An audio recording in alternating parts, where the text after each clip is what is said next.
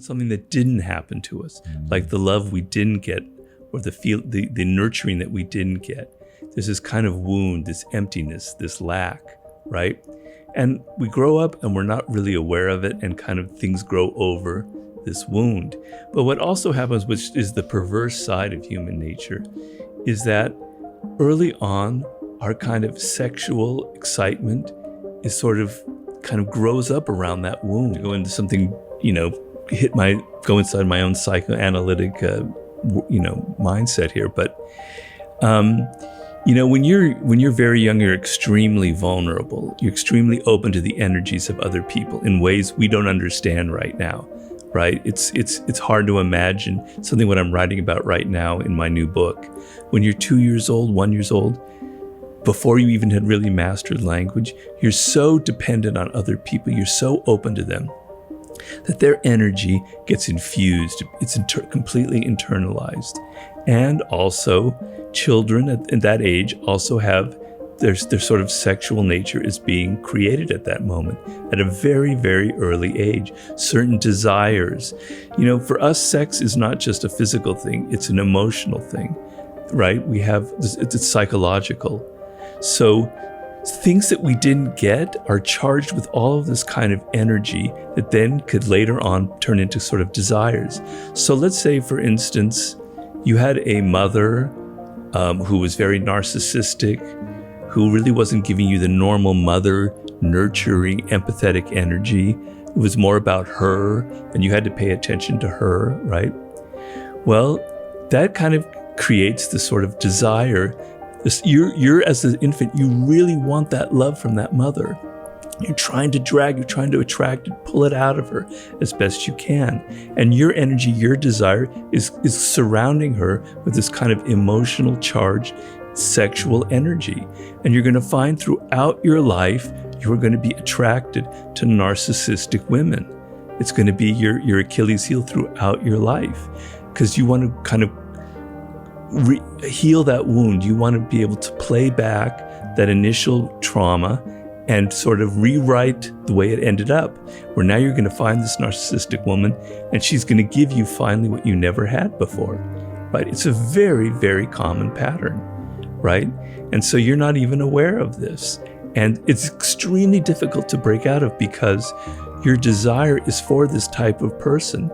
So you might meet a woman, just doing it from a man's point of view, who isn't narcissistic, who's very empathetic and very caring. And she would be perfect for you. And you may even have a relationship with her. But the excitement, the energy, that charge isn't going to be as strong as with that other type. And you're going to fall back into the old patterns again and again and again.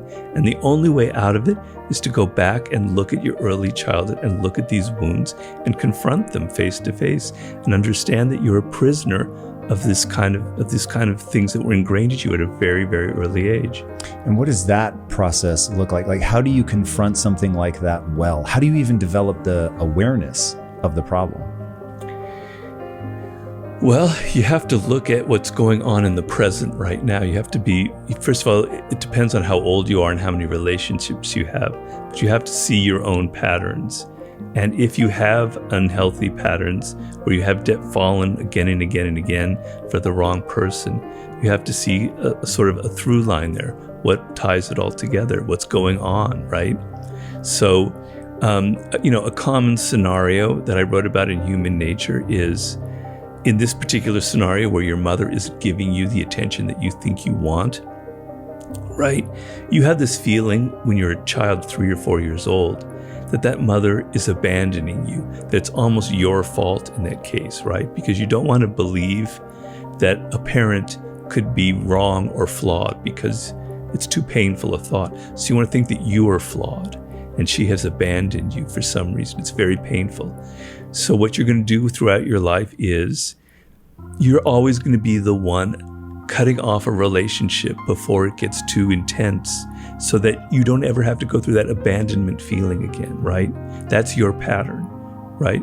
So after 6 months, the relationship is kind of, growing. You'll find some excuse. She's not right for me. She's saying the wrong things. She's da-da-da-da. You'll break off the relationship, blaming her, when in fact, You're afraid, deeply afraid that she's going to abandon you and you can't stand that. So you've got to see these patterns, and they're very painful and they're very difficult because they're touching upon things that go to the heart of who we are. It's not just in your relationships. You're going to probably be doing that with your jobs as well. You're going to be quitting jobs before you get to the point where you have too much responsibility. They're very, very deeply ingrained in you, and you have to be able to look at them. So awareness is everything. The ability to look at yourself realistically and understand, you're saying, see things as they are, see the world as it is. It begins with yourself, seeing yourself as you are, right? And seeing that your adult self that's so confident and has this, this way about the world is covering over some wounds, some vulnerabilities from your deep childhood. Not everybody, but for a lot of people, that's the case. You have to be willing to rip away the skin and look underneath and see that wound and touch upon it, and then kind of analyze it and sort of see the patterns in your life before you can begin to break them.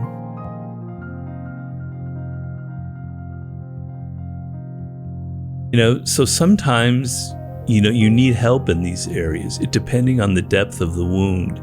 So sometimes you need a third person's eyes on it. You can't necessarily analyze it yourself, which is why you might want to go into therapy, or you might want a spouse or significant other or someone you love and trust who can tell you these things, because sometimes it's very hard for you to have any kind of distance from them, But the ability to detach yourself from your own emotions is extremely important in life. It doesn't mean that you become a cold, rational person at all. I don't believe in that at all. Emotions are extremely important for us.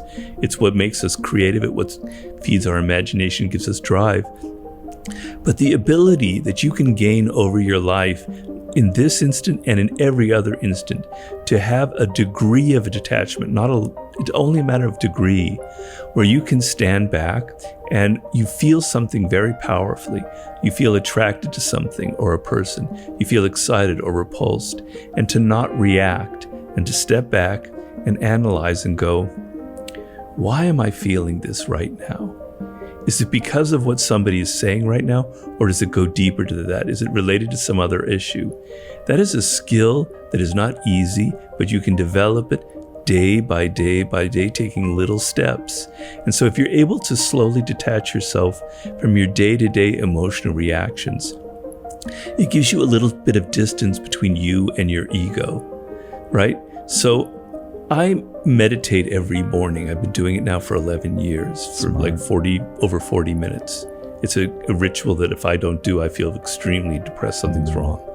Okay, and when I'm meditating, I become deeply aware. These thoughts start coming up, they bubble up, you can't control them. You become deeply aware of your ego, of certain patterns in your thinking, of certain anxieties, of certain kind of neurotic thought patterns, right?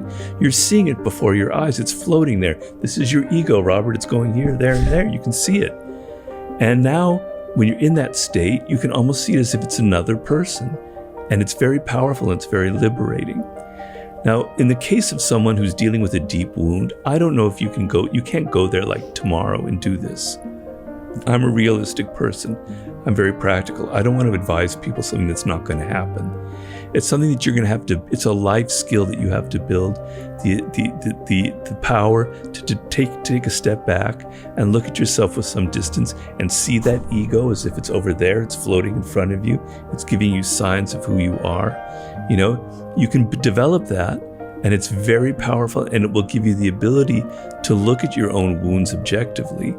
But you're never going to reach a degree of 100% detachment.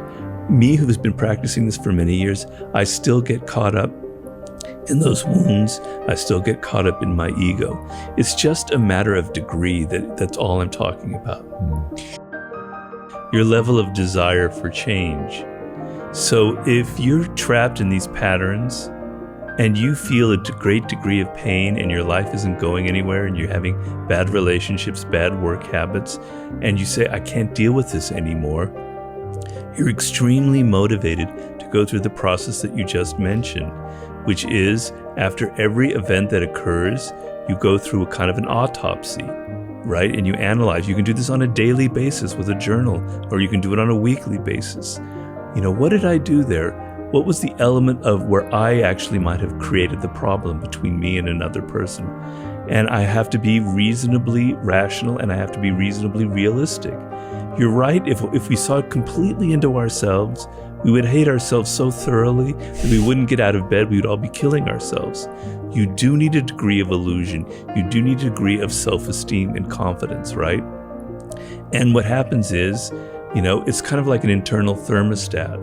And so you have like people who are what I call deep narcissists, who have no kind of sense, no anchor inside of them, no real sense of self-esteem to hold on to. And when that self-esteem starts going down, down, down, they have no way of dealing with it. And their only way of dealing with it is acting out in the way that narcissists act out. So we all have, if we're not a deep narcissist, we have that thermostat where things start hurting us a little bit, and we bring ourselves back up through this self-esteem mechanism so we don't get too depressed and too down. And there's an element of unreality to that, but it's very valuable, and I would never, ever, ever want to burst that. You need a degree of illusion in your life. It's very important. But if you really want change, if you're really fed up, if you're not kidding yourself, if you're not going through this bullshit process, yeah, I kind of want to change my life, but you don't really mean it, then no words, no therapy will ever get you to that point. You almost have to hit bottom. You almost have to tell yourself, I can't take this anymore. And now the motivation is so deep that you're able now to begin the process of going through that kind of self-analysis, because it's the only way you're going to get out of it. It's the only way. A lot of our culture is making this worse in a way, unfortunately. I mean, there's good things in our culture now, but there are bad things. Give me some of the bad. Well, I think social media, for all the good that it does, makes it very hard to be self-reflective. Interesting. I thought for sure you were going to say it just leads us to compare ourselves. Why does it make it hard to be self-reflective? Well, it does. Well, comparing yourself is not self-reflective. When you compare yourself, your standard is always what other people are doing, right? They're on these great vacations. He's got a great job. Tom has this amazing house where I'm living in this hovel in Los Feliz, right? That's not looking at myself. That's always having the other person as the standard. It makes us so out in the world in other people, what other people are saying, what other people are doing. It makes us continually think in the social sense and not able to turn inside and look at who we are, what makes us different. We're so attuned to what's cool, to what other people are doing out there, to what other people are saying, that we lose a kind of an intuitive grasp of who we are, right? So the psychologist Abraham Maslow talked of impulse voices. He said that a child of 1 year old has this impulse voice that says, I like this fruit, I don't like this fruit, I'm going to throw it away, right? And then other things, these voices inside that make them that individual. This is what they like and what they hate, right? And these are very, very important as you develop later in life. You know that this is what you love. These are the subjects that interest you. These are subjects you're not interested in. These are the people you like. These are the people you don't like. It's who you are in the deepest sense of it. It's what I call your primal inclinations. It's you at its core. And if you're so attuned to what other people are saying and doing and telling you and thinking, that voice gets drowned out by a million other voices, and you're not able to hear yourself anymore. And it's very hard to take a step back and actually look at yourself and analyze yourself. So I think that in some ways this dilemma that we're talking about is getting more and more difficult, because to be able to do what we're talking about, you have to be willing to be alone. You have to be willing to close the door in your room, write down and say, this is what's going on. This is what happened. This is what I did. This is what they did. You can't be out there in the world and do this. It's impossible to do that process because you're going to be sucked into the social dynamic and you won't be able to think about yourself. So I think it's made things a little bit harder for people.